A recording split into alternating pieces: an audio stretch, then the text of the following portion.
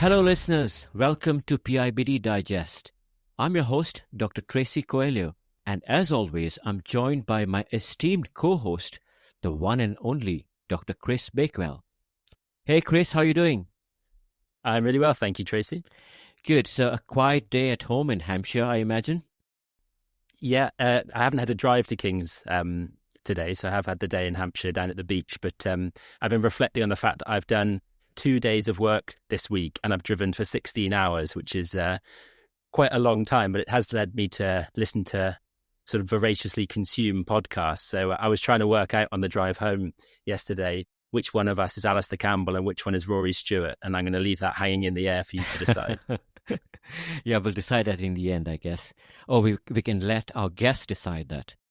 Well, tonight, Chris, we have a very special guest joining us to dive into a topic. Let's be honest, it sounds quite a mouthful. The biomarkers in IBD, biomarker prediction studies and validation. Yeah, it sounds very intense, doesn't it? When you word it all together, I don't think it is an intense or hugely scientific topic. I think it's really clinically relevant, actually. And even though there is a lot of science that we'll be talking about, I'm sure, I'm reasonably certain that the guest that we've chosen to come on today will do a good job of making it easy to understand, easy to digest, because of course that's why we called it the Paediatric IBD Digest podcast. And yeah, raring to go to delve into it. Exactly. Now, Chris, listen, I know you love a good chat, but as you know, we've got lots to cover. So maybe we should talk less. Not that I ever talk too much, obviously.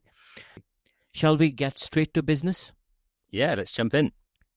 So today's guest is a rare breed. He is not just a brilliant gastroenterologist, which is impressive enough, but he's also a very talented violinist, a dedicated charity runner supporting Crohn's and colitis, and most importantly, an incredibly kind human being. And as if that was not enough, he is Italian. So expect kindness, brilliance, and probably very strong opinions on how to cook pasta properly. So, without much ado, welcoming Dr. Marco Gasparetto.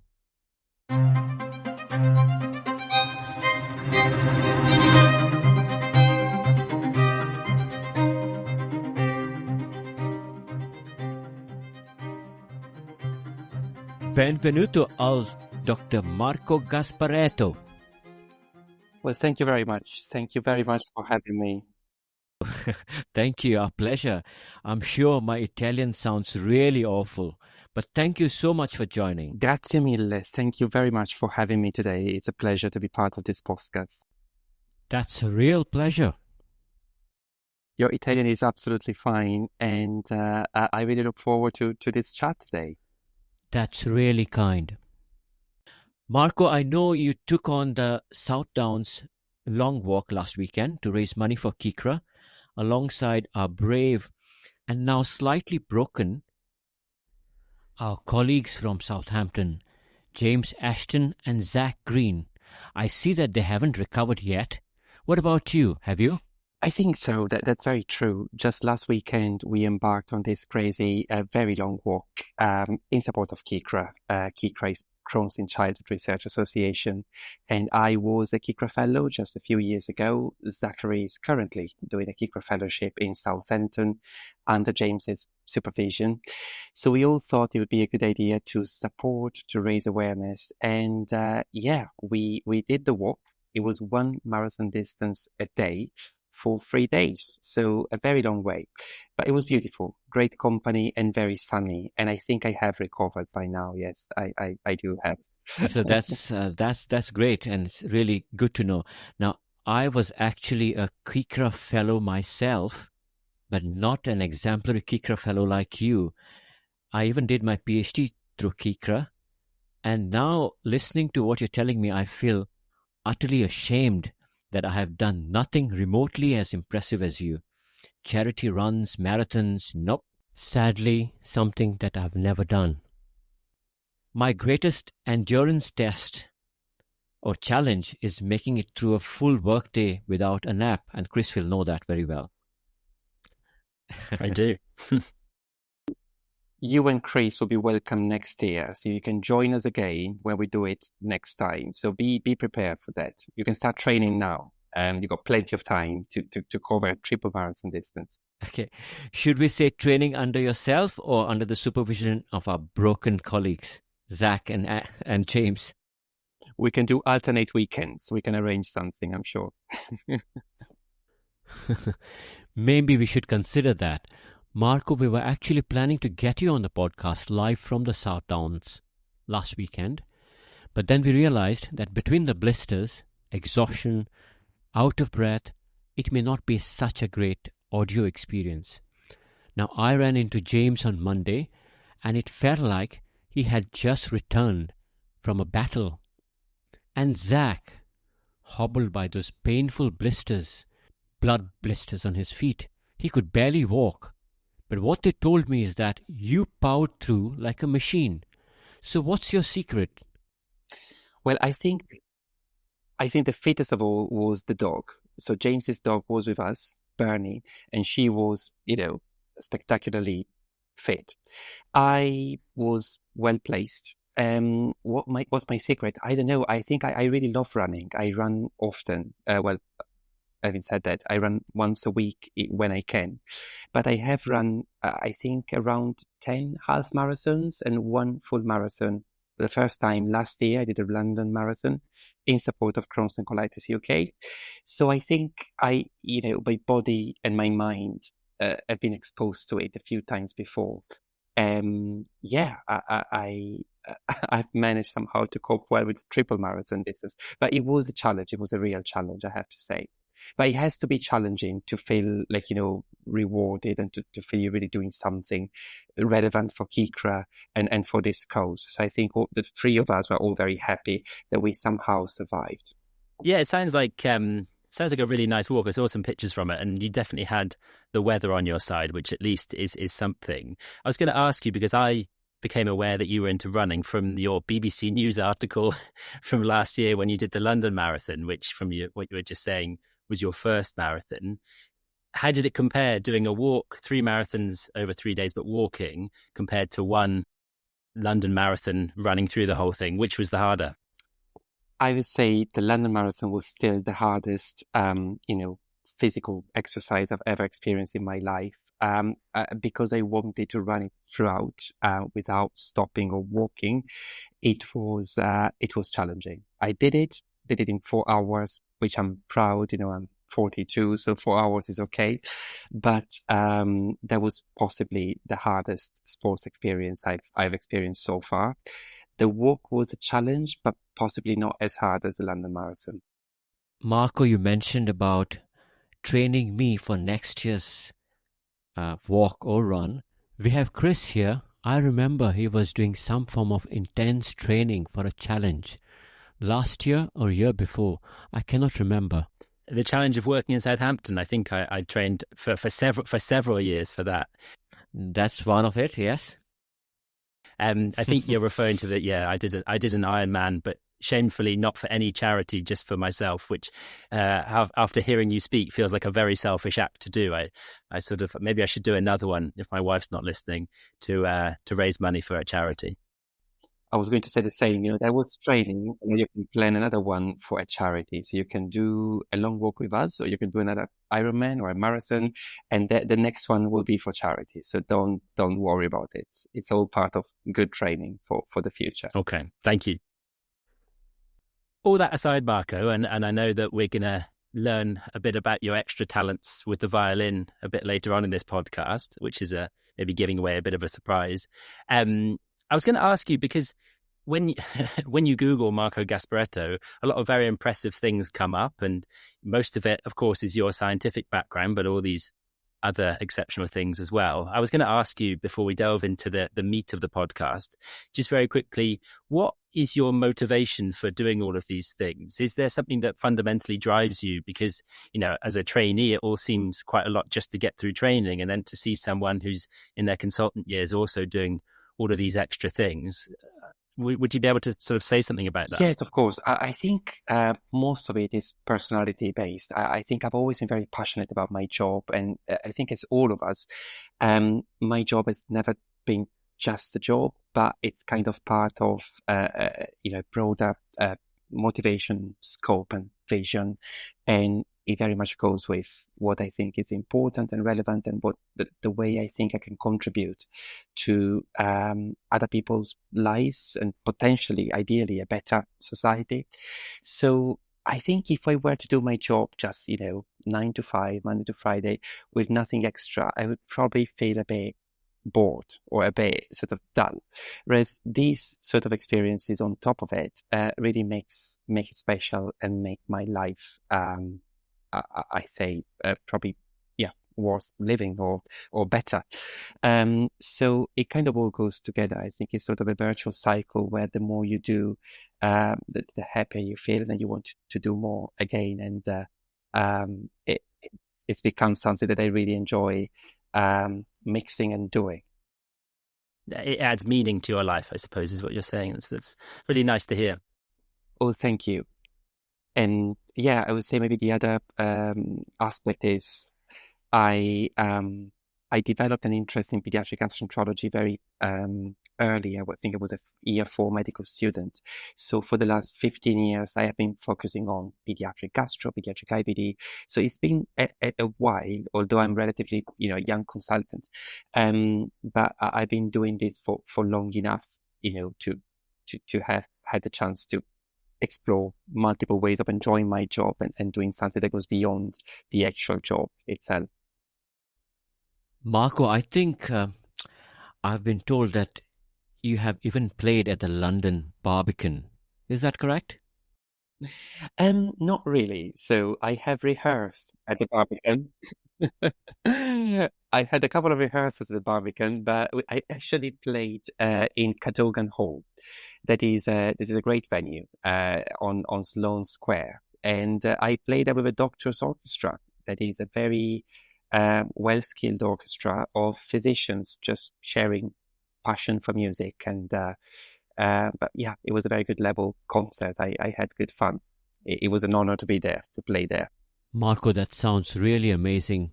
What do you say, Chris?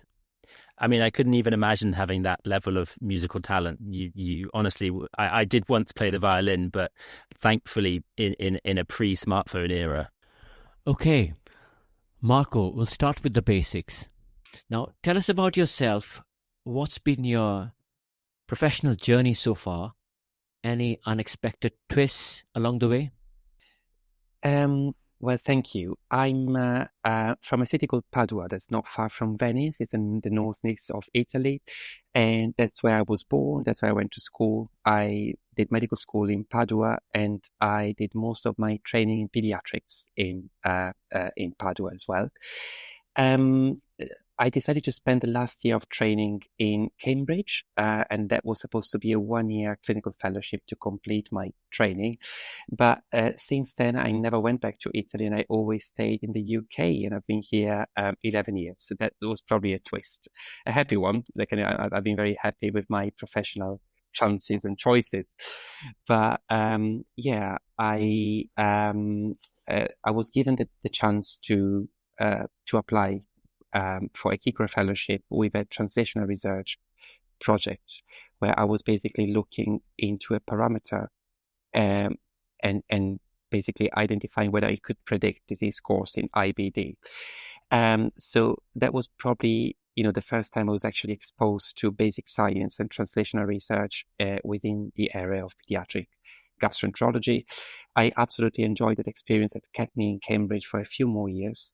Then after that, I became a consultant at the Royal London Hospital, where there was an opportunity for a consultant post with an interest in IBD.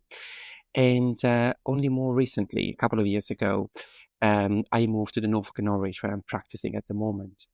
And the current job I've got allows me 1 day a week of protected time for research. And I'm collaborating again with the University of Cambridge and the pediatric gastro laboratory team in Cambridge. So it's like, closing a circle in a way, going back to the east of England after some time in London. So yeah, I've been very, very pleased and very fortunate with the several career steps, and I wouldn't call any of them really a twist, but maybe it was like circling to go back to be able to do what I've been trained to do, what I hope and feel I can do quite well at the moment. So it's been good career growth. I would say an Italian who chooses to stay in England is quite a twist. And was the biggest twist, absolutely. Marco, I would love to talk about Padua, but in the interest of time, I think we'll keep this for our next episode. We know that you will be back for our next episode. So, moving on, today's topic is on biomarkers, which is pretty intense and complex. So, shall we get straight to it? Absolutely. I feel ready. Good. Okay, so Marco, can you start by explaining the concept of biomarkers? What are biomarkers? Why are biomarkers important in clinical practice? And in the context of IBD, how do we use biomarkers? What role do they play in diagnosis, management, and follow-up?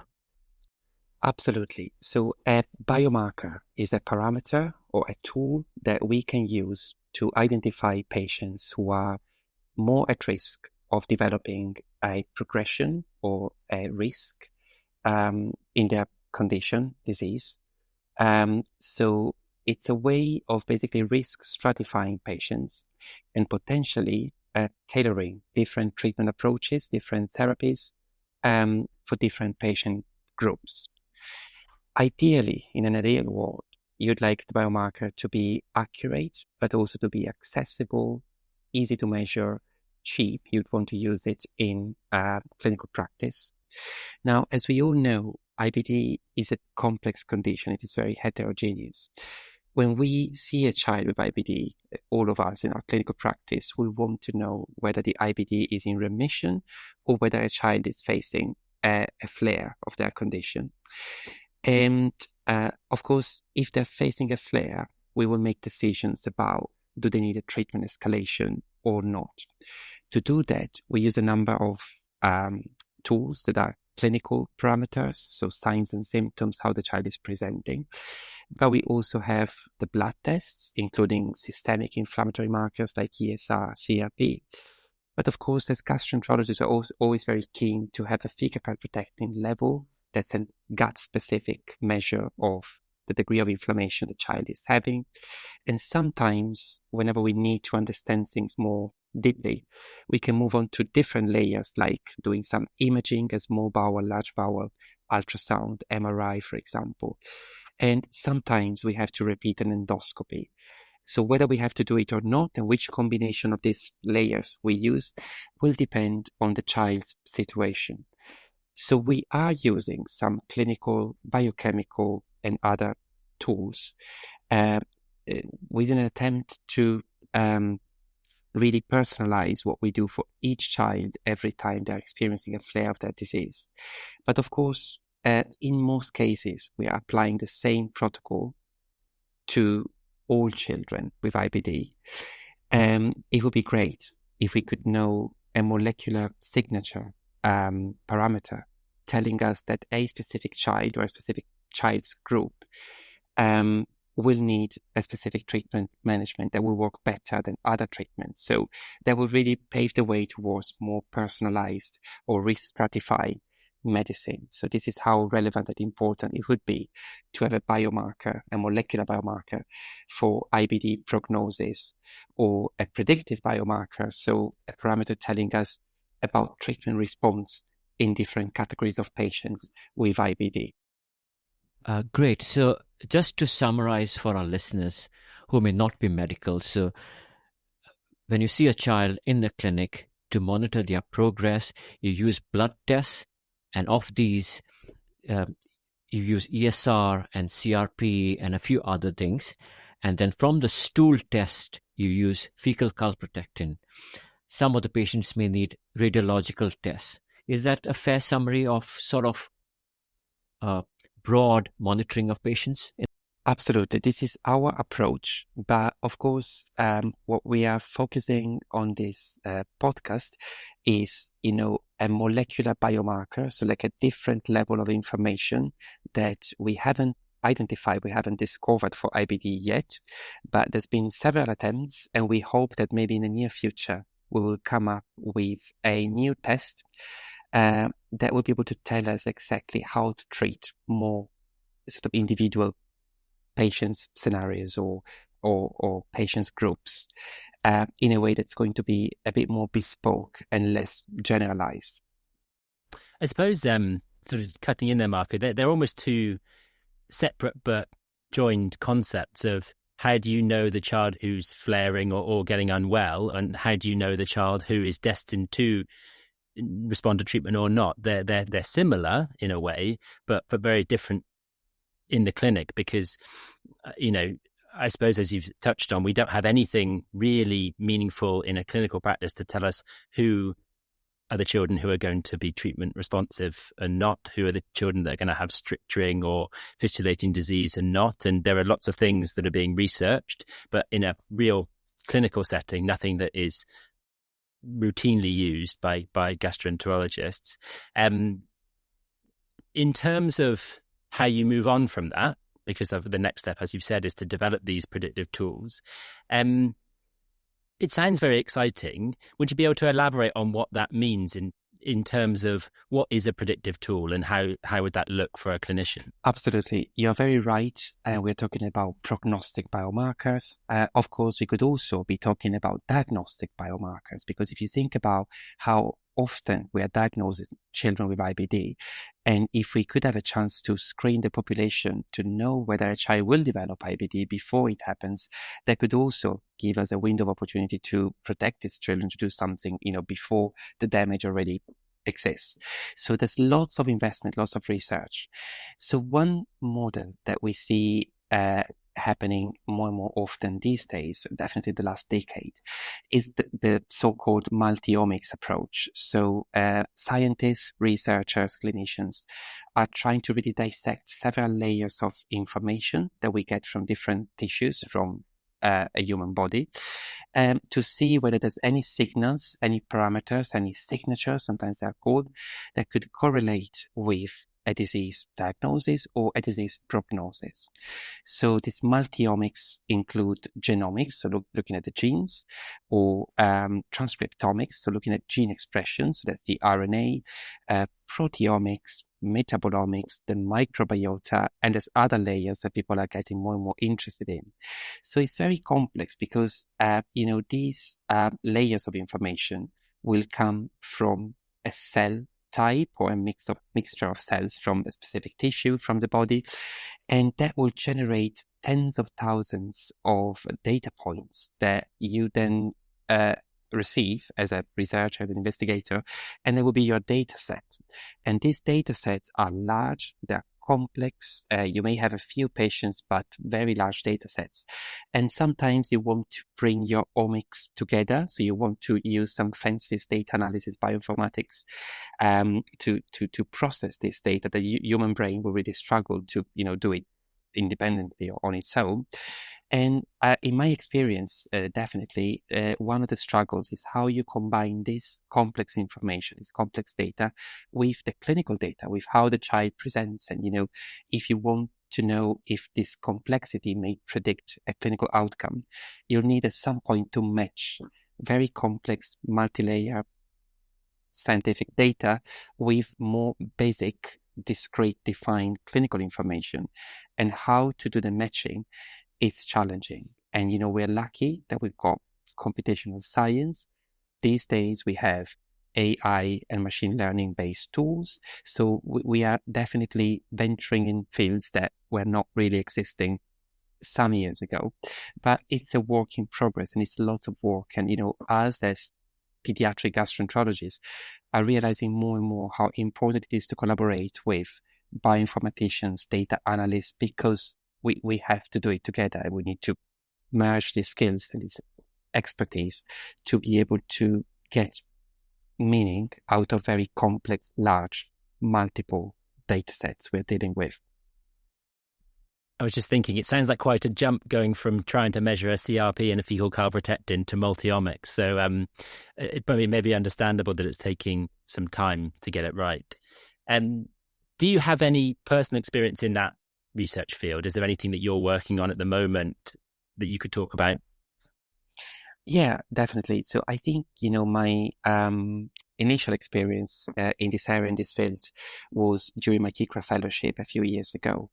I was basically attempting to externally validate previous finding from an adult IBD cohort study where they showed very promising results related to a complex parameter that was gene expression transcriptomics data from CD8 positive T lymphocytes. So one cell type separated from a peripheral blood sample. And that study was an adult study. It was also done in Cambridge. And they could show beautifully how these signals, these signatures, were able to really divide the patients into two groups. One group having a milder disease course of IBD, and the other group experiencing lots of flare-ups and needing treatment escalation, needing more surgery. So the data was absolutely beautiful and promising, but of course it was one cohort. It was one big cohort of adult IBD patients. It had not been validated until I basically replicated the same study in a cohort of pediatric patients, of children. And for the first time, of course, I spent my 3-4 years of PhD research on this. And unfortunately, I could not see that the same parameter could actually identify any groups in my pediatric dataset or population. So after thorough data analysis and multiple focus on this data, I had to accept that my data was negative and that parameter could not serve as a biomarker, as a prognostic biomarker for pediatric patients. And of course, it's a bit frustrating because you spend 3-4 years and then you end up with negative data, but it is what it is. And I think, I've learned a lot as a postgrad degree student, if you want. I learned that sometimes negative data is absolutely fine, because if the hypothesis is important and you want to know about the existence or non-existence of a correlation, it is absolutely worth discussing and sharing it through a publication, for example. And also, it's important to not over-interpret your data, not picking up noise that might be within the data. And basically, it is important to stay true to what you analyze and what you obtain in terms of findings. If you've done it thoroughly, you've done it, with rigor and with the adequate methodology that has to be solid and strong. So, and this has taught me everything about the importance of external validation before you can claim that any parameter could be a predictor. If you have one cohort, you can say you've seen one association, one correlation, but then you need to validate it to be able to say it's reproducible, hence it can be used as a predictor, as a prediction model. And the most important thing to say is you're still smiling, even as you say that. Your 3 or 4 years of negative data, they clearly, they've added to your clinical research experience, not detracted. Absolutely. I do think so. I am positive. I think with all the new technology coming up, we will find easy to use predictor at some point. We haven't identified it yet. And like you said, Chris, it is very true that this type of research is it's an investment. It takes a lot of time because you need prospective studies and large population. You need solid data analysis at multiple levels. You need a number of professionals involved in the translational research that you need to undertake. And then you need the external validation. So, sometimes in previous attempts, if you read the papers trying to describe possible predictors, but there might be lack of information, there might be lack of explanation about their missing data, maybe there was no validation, maybe the statistics are not accurate. So it's very difficult to get it right, and sometimes you learn by experience and you do it again. But it takes a lot of time and a lot of money. I think, when you're at a stage where you have identified a correlation from a initial data set and you validated it externally in an independent data set, then you will need to move on to the next step, which is, can I make it simple? Can I make it, usable for clinical practice? And that's sort of the commercialization step of your predictor that is equally important, because you need to make it cheaper to make it real. So far, there's been a number of attempts and basically no solid molecular biomarker identified for IBD. That is frustrating, but it's also exciting because it pushes people like us to keep searching, keep researching, and aiming to find one. But yeah, there will be necessary a step where you need to look at feasibility, costs, and clinical applicability, and you need to involve, regulations and pharma companies to see how you can make it applicable to the patient population. So, Marco, I think you've already mentioned in your response, but from your perspective, why is it so important to validate scientific findings when performing biomarker studies, especially in the pediatric population? Well, I think it's about rigor and about solidity of the methodology. We know how science works, and we know the difference between an association, a correlation, or a cause effect. And I think, if you want to really confirm that there is a cause effect, it has to be reproducible. So if you observe an association in one cohort or data set, it's still very interesting and it might be very promising, but you don't know whether it's reproducible until you do it again. And this is, interesting nowadays, because we've got technology that can really help us do some parts of the process more quickly.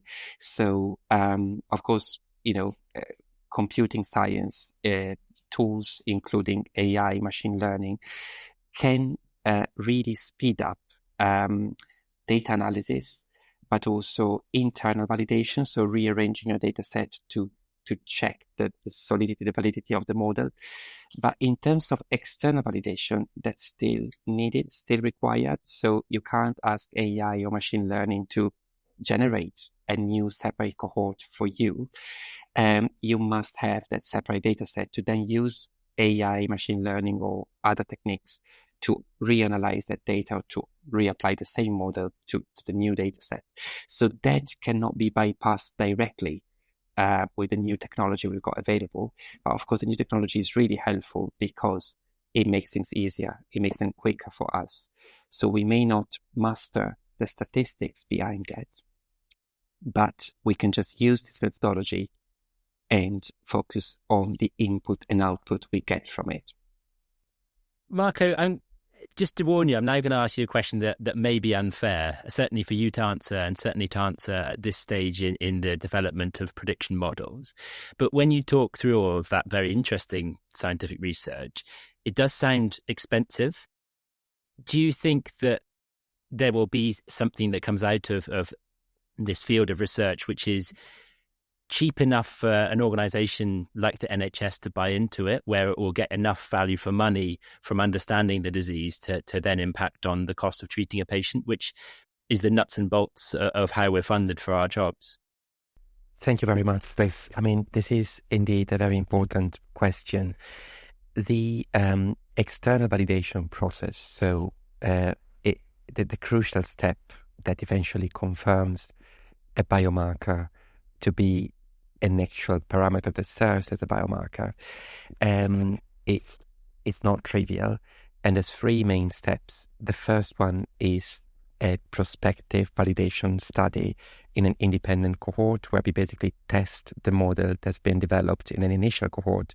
This is what we've been discussing. And unfortunately, in the field of pediatric inflammatory bowel disease, at least, we haven't got there. Like we have not externally validated a parameter that at the moment could serve as a biomarker for clinical practice. But if that could be the case, and I do have hopes that we'll get there sooner rather than later, thanks to all the technology and modern means of data analysis, including artificial intelligence and machine learning. The second step would be to have it approved as a diagnostic or prognostic tool by a regulatory agency. And the third step after that is a utility assessment. So you need to carefully compare the health economic costs with the achievable benefit for the patient. So what you're saying is very right, and it's something that has to happen as soon as you have proven that a parameter that's been developed has also been externally validated. Then straight after that, this is the steps you have to go through to make it usable for real clinical practice. So again, very important message. It's not an easy field because it's a long process, and it's a rigor of the methodology, but also how you can really use what you develop, what you validate, in a way that is practically helpful and doable and feasible. Thank you, Marco. You talk very excellently on biomarker validation. Obviously, you have a huge amount of experience in that field, and honestly, we could talk for a long time about it. But it's quite helpful that in that last comment, you talked a lot about AI and how machine learning and computer technology can help speed up that process. Probably we'll save that for our next episode, which is all about AI and machine learning. And you're going to tell us lots of things that we absolutely don't know about computers and technology. So if it's okay with you, we'll wrap up this episode and we'll pick it up next time. Thank you so much for joining us. Absolutely. Thank you for the conversation, and looking forward to the next one. Actually, before we end this episode, we have saved the best for last, Marco's incredible violin performance. And of course, me being me, we will also squeeze in a poem after the violin performance. But for now, Marco's violin performance, an excerpt from the Vivaldi violin concerto. Here we go.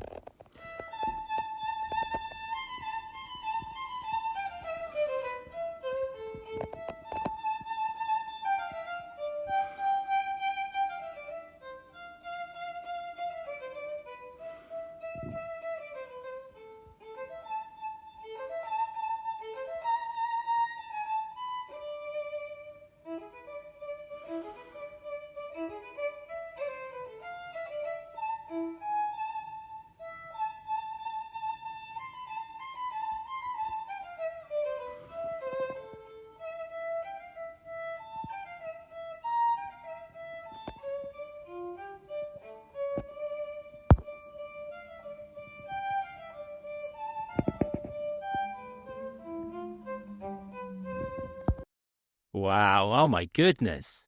I don't believe that was you, Marco. Not that you're not very talented, but that was incredible. Of the conversation we've had about where I'm from, the northeast of Italy, Venice, Veneto area, a piece by Vivaldi would best suit this podcast today. So, well, thank you for listening and appreciating. That was a brilliant performance. Dear listeners, before we end, and as promised, this is my poem titled Predictomics, a field of pseudo-omics created by me. This poem highlights the irony in our quest to predict disease. Despite oceans of multi-omic data and cutting-edge tools, certainty, frustratingly, remains out of our reach. So the disclaimer for this poem is, the perspectives offered here are entirely hypothetical and do not represent the author's or my actual views or my level of optimism. So here we go. With the researching lot creating their own omic niches, more and more conflicting wisdom of the obscure now unleashes, through the high-throughput sequencing contraptions to the yet so worthy pipettes and petrifying dishes. And hence the relentless talks of omics and ohms from the elusive genes within their nuclear dome to the jubilant feasts of microbial diaspora, swimming in thick along the colonic foam, bonded in diversity within their excremental home. The immune mysteries of the myriad diseases that be, with random incidental variants falling off like the leaves of a fully sequenced genomic tree, or through the desperate net cast within the unfathomed depths of the proteomic and transcriptomic sea. How on earth do we align all wisdom in predicting life that's all good, healthy, and at least somewhat disease-free? Thank you very much. Dear podcast listeners, thank you for joining. Hope you enjoyed. So until we meet for the next episode with Marco, goodbye from me. Goodbye from me. And goodbye from me too. Thank you very much for the opportunity.